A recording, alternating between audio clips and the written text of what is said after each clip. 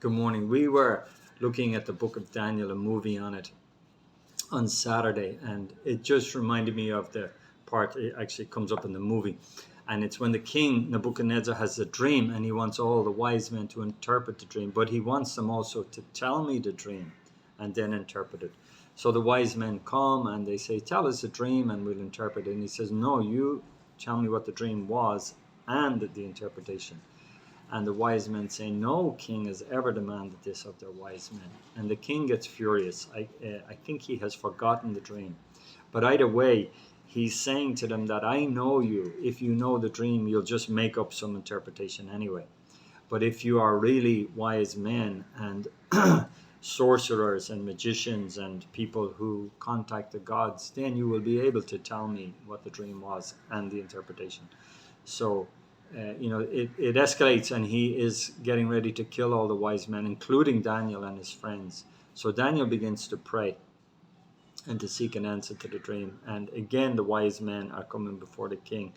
And the king says to him, "Tell me the dream and the interpretation." And the wise men say to him, "Only the gods know this. Only the gods know this." And the king is furious with them because he's saying, that's what your calling is. You are the wise men, the magicians. You are the ones who contact the gods and you bring insight from the gods. Now, when it has come to the crunch and we need insights from the gods, because I forget the dream and you're not able to tell me the dream. And they said, but only the gods know these things, and he's furious about it. So then Daniel comes in, and Daniel says, "Can you interpret the dream?" He says, "I can't, but my God can do it."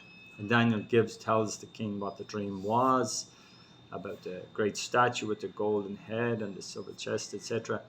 And then he also gives the interpretation of the dream. And the king is amazed because he realizes that nobody could know this except God. And says in Daniel, they all say, is the spirit of the holy gods.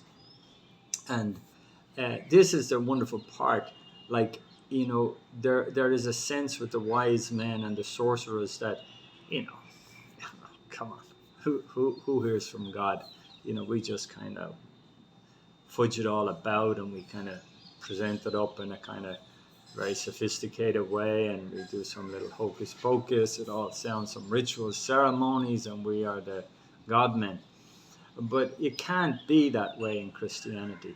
And Daniel showed that it can't be that way. That Daniel showed that he does have a connection with heaven. He does hear from the living God, and he is able to show that. And that's the same for us in Christianity today. Now, I am not saying we have that level that Daniel has, but there has to be some connection between heaven and earth.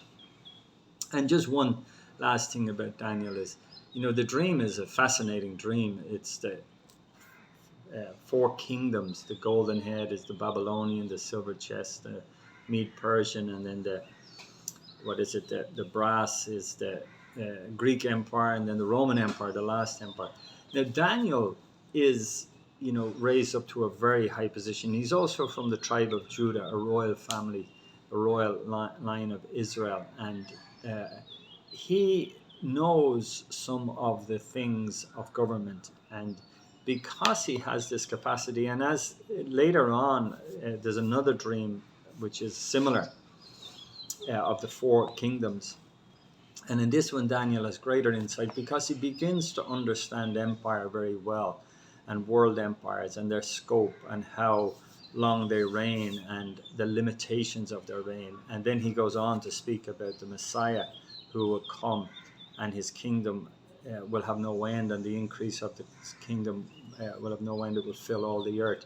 But Daniel, because he is in the position as second in command, kind of effectively prime minister of this Babylonian world empire, he can understand empire, and he can understand the coming of empire and another empire, and he can understand the great extent of them in how vastly a kingdom they reign, but also in how long they reign, but the limitations of them, because each of these empires fell, but another one would come that will rule all the earth, and that will be an everlasting kingdom, and that is of Jesus Christ. But only he could get that revelation because he was raised up to such a position. And so his book in a way could only be written by him. And I just want to finish with that thought.